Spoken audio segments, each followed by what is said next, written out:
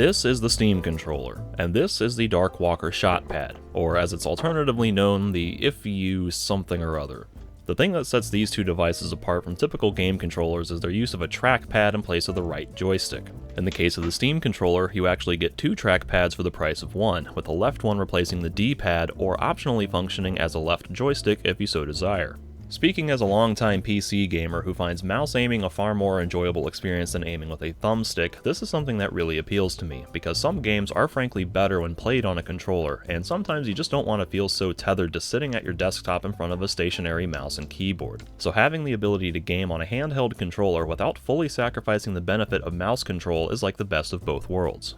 As far as I'm aware, there aren't many options for trackpad controllers on the market besides these two, but which one is the better option, and which one should you get if you can only get one? There's one that I definitely prefer over the other, but there are various pros and cons to each device which might make one more suited to your personal interests than the other, which I'll go over in this comparative review. I should also point out that the version of the ShotPad that I have here is the wired version, but there's also a wireless version that costs $10 more and adds in gyroscopic control as well, which is included in the Steam controller, but not the wired ShotPad. I would have bought the wireless version if it were available, but it came out several months after I'd already bought the wired version, and I couldn't justify spending another $60 on essentially the same controller, so this is the version I'll be reviewing, but I'll keep the features of the wireless one in mind throughout the review. I should also mention that I spent my own personal money on these controllers out of my own personal interest and am reviewing them under my own personal volition. Neither of these was sent to me for free, and neither company is paying me to say nice things about their product. First, let's start with an overview of both controllers, and then I'll dive into the pros and cons for each one. If you want to skip right to the actual review portion of this video, or only want to know about one specific device, then check the timecodes and chapter selections below to skip around more freely. The Steam controller has a more conventional console-style design that features a right trackpad in place of the usual thumbstick, and a left trackpad that by default serves as a directional pad, both of which can be clicked for extra programmable functionality, an analog left joystick, 4 typical face buttons in A, B, X, and Y, Start, Select, and a Steam menu button for bringing up the Steam overlay, left and right bumpers, dual-stage analog triggers that register variable input as you press them down, and a secondary input when you reach the bottom and activate the switch, and 2 programmable back buttons. Inside, it has a gyroscope for motion controls and uses 2 AA batteries. There is no built-in storage option for the wireless receiver unless you 3D print one, or were fortunate enough to acquire one from the limited production run from Valve. It can be used with a wired micro USB connection with the 2.4 GHz USB receiver or via Bluetooth. It is only compatible with Windows, Linux, or Mac-based computers capable of running Steam. The ShotPad is a more PC-specific design that uses keyboard and mouse inputs for everything. So you have your right trackpad for mouse movement, which can be clicked for mouse 4, aka the back button, a left joystick that outputs WASD controls and which can be clicked to press control, left and right mouse buttons on the shoulders with Q and E also in the bumper positions, common modifiers like Shift, Alt, and Space on the rear of the device, a vertical scroll wheel that can be clicked for mouse 3, a directional pad set to the number row for hotbar selections, with assorted surrounding buttons in Tab, Y, M, B, G, and Escape on the left, all of which have secondary functions if pressed when holding down the right function key, thus giving you numbers 5 through 8 on the number row, F1, N, F2, T, H, and Enter, plus 6 more buttons on the right side of the device with C, R, V, and F on the front, and Z and X on the side. Some of these are a little different on the wireless version, which replaces the Y function with a settings button and swaps the position of the Alt and function keys. The wired version is wired only, but for $10 more you can get the wireless version that adds a 2.4 GHz USB receiver, a built-in rechargeable battery, and a gyroscope. It works on PC and any console games that support keyboard and mouse. The big thing to note with the ShotPad is that it literally outputs keyboard and mouse commands, which is both a pro and a con. On the one hand, that allows for easy plug-and-play functionality because it uses completely standard inputs for everything that every game should immediately recognize as long as the games you're playing support keyboard and mouse controls, which means it may not work on certain games if you're using this with an Xbox or PlayStation. But on the other hand, that means you don't get any of the benefits of an analog controller. The joystick, for example, will literally type out the letters WASD if used in a text editor, so you only get 8 directional movement with this device instead of the full 360-degree radius, and it doesn't recognize how far you push the stick, so you have to press extra buttons to toggle walking or sprinting instead of just pushing more or less forward on the stick. The triggers are likewise basic mouse switches that just click as soon as you press them, so there's no travel time and no variable input for how far you pull the trigger. Still, it manages to cram most of the common left-hand keyboard controls you would typically use, so there's a lot more buttons on here than a typical controller, and it puts them in sensible positions that work together reasonably well, like putting space and shift on the back button so you can jump or sprint without having to take your thumbs off the primary inputs.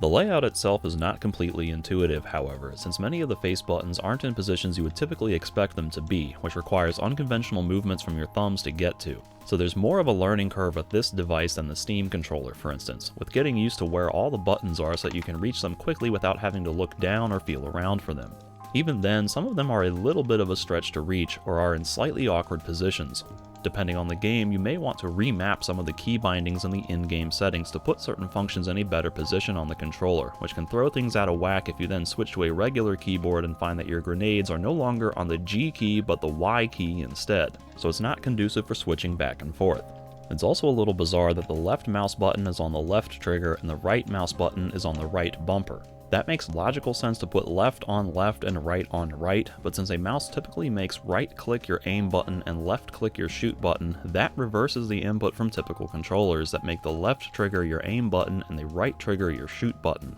That's probably not an issue if you aren't used to console shooters, but it takes some getting used to, or remapping the bindings if you are. While playing a game like Killing Floor, some of the shortcomings begin to feel more noticeable. That's a PC-exclusive shooter where you press the number row to switch weapons, which you can normally do on a standard keyboard without fully removing your fingers from the movement keys, but on the ShotPad you have to take your thumb completely off the thumbstick to press the number keys. And if you need to press any number higher than 4, then you also have to take your thumb off the trackpad to hold the function key. This is slightly less of an issue on the wireless version, which swaps the position of the function and alt keys, but you still have to take your left thumb off the joystick either way. That creates a lot of small interruptions to the flow of the gameplay that can actually get you killed in some instances, so this is an example where a game is objectively worse on the ShotPad than just using a regular mouse and keyboard. For a game like this, the controller works pretty well for the most part, but there's a clunky awkwardness to figuring everything out and having to remap a bunch of bindings to better match the layout of this device before it really starts to feel comfortable, and even then it's not quite as smooth as just using a regular mouse and keyboard. Some of that may just be the learning curve associated with using a different input method, but the whole taking your thumb off the movement keys to press the number row thing and certain buttons being in slightly awkward positions contribute to that feeling as well. Finally, the ergonomics are hit or miss on this device. The left hand portion feels reasonably comfortable with its hand grip being adequate to fill out the curvature of your fingers, and most of the buttons fall into positions that naturally line up with your fingers, including the various buttons on the backside of the device. The right side, however, causes some issues for me without having a matching grip. The right side is completely flat, and so you have to hold it kind of like a smartphone, either resting the device on the inside of your fingers or just angling the corner into the palm of your hand. The first way doesn't give you a lot of support for when you're moving your thumb around or clicking all of the buttons on that side, and the latter way makes the face buttons difficult to reach. And no matter what, it caused me to experience some moderate discomfort during normal play sessions, as I found those fingers on my right hand awkwardly strained with nothing for them to grip onto or around, and my right thumb not really liking the movement to reach any of the face buttons or the amount of force it takes to click the trackpad for mouse 4. Still, the trackpad itself is nice and big and seems to have decent responsiveness to it, albeit without any sort of haptic feedback or ability to adjust its DPI. Overall, I like this device, but it does have some issues that limit its usability for me. The question I really have with the ShotPad is, who is this device for? Like, who is this really going to appeal to? Because it seems like you have to fall into a very narrow overlap of gamers who want to game on a handheld controller, but who also want the benefit of mouse aiming, who also play exclusively games that run on keyboard and mouse controls. It bridges the gap between a console-style controller and keyboard and mouse, but it doesn't capture the best qualities of either one, since it lacks the analog performance of a proper joystick and triggers, and it doesn't have the full breadth of keys that a keyboard has to offer while still not being as precise as a proper mouse. So for me, it wound up being more of a fun novelty than a practical device that I would actually want to use regularly. Although if I'd had the wireless version with the gyroscope in it, that might have made a big difference, as I really like using gyroscopic aiming and find that the combination of trackpad plus gyro is actually my favorite way to aim in games.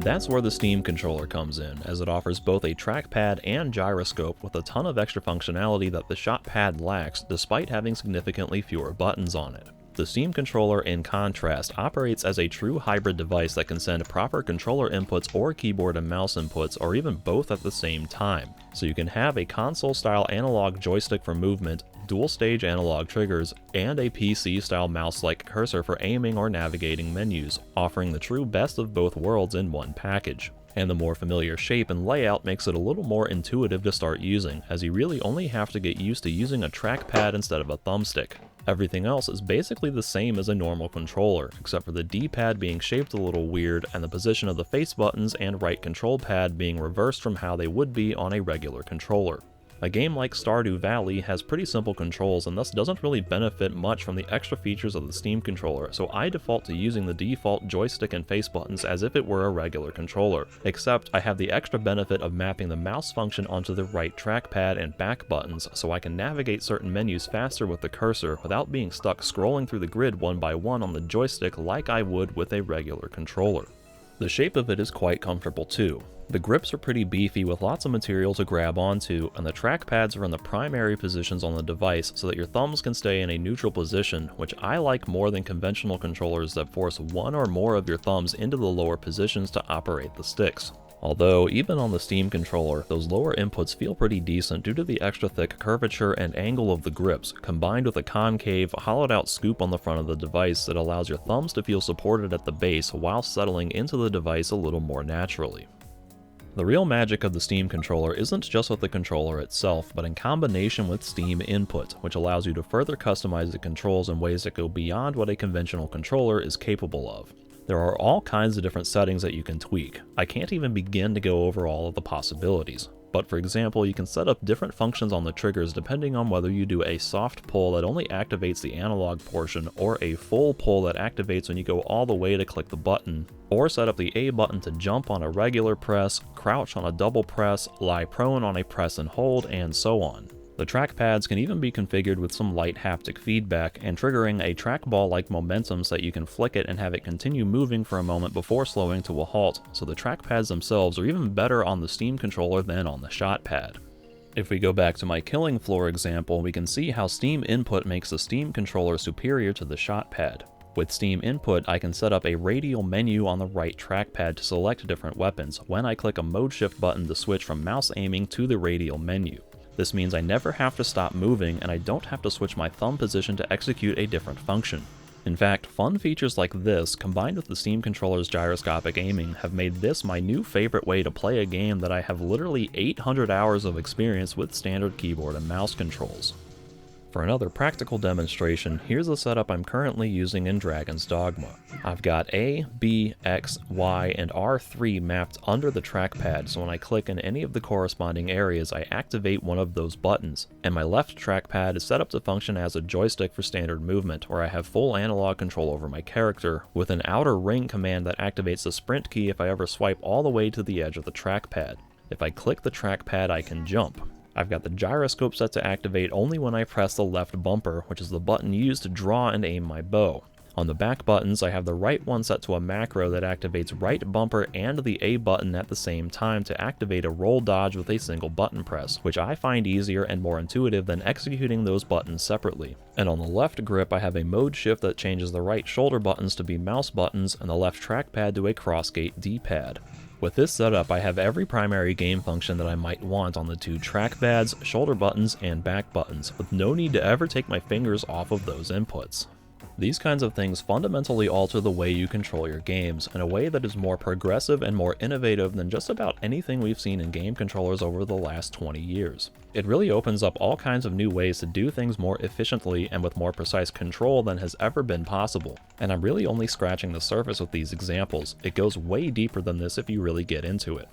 The downside to all of this is that it takes time and effort to set up these kinds of configurations, with a fair amount of initial setup and then ongoing trial and error and fine-tuning the individual settings as you play to really dial in on the ideal configuration. Although you can pick it up and just start playing with standardized controls that mimic a basic controller layout, and you can even download community-made configurations that are specifically tailored to each game, which does help to cut down on some of the trial and error. But it still takes some time and effort to comprehend how each layout differs and then get used to everything. So I wouldn't necessarily recommend this controller to a casual gamer. A casual user may find some appeal in having a normal controller experience that simply replaces the right thumbstick with a trackpad, but to really get the most out of what the Steam controller is capable of, you kind of have to be a dedicated enthusiast who's willing to put in some more effort unlocking all of its great potential and custom tailoring all the little features to your own idealized configuration. In my personal opinion, making the switch to the Steam controller has been absolutely worth it, as I find myself having a lot more fun with the actual method of controlling the games I play, and it's become my favorite way to play games these days.